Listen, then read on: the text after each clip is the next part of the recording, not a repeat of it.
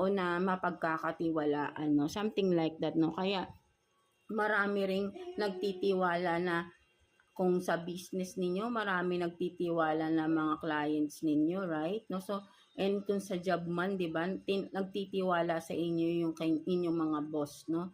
Mga Aquarius, no? So for some of you, maybe ikaw din tong may position, no? Something like that, no? Kaya ay maraming tao ang lumalapit sa inyo kasi napapagkatiwalaan kayo. And then, may mga tao rin na gustong mag-take advantage sa inyo because may makukuha silang benefits, no? Something like that. Because nasa position kayo na maganda yung inyong career right now, no? Mga Aquarius natin. So, ayun yung nafe-feel ko rito, no? So, kaya maraming lumalapit sa inyong tao right now. So, kailangan talaga ay maging maingat kayo sa mga taong fake, right, no?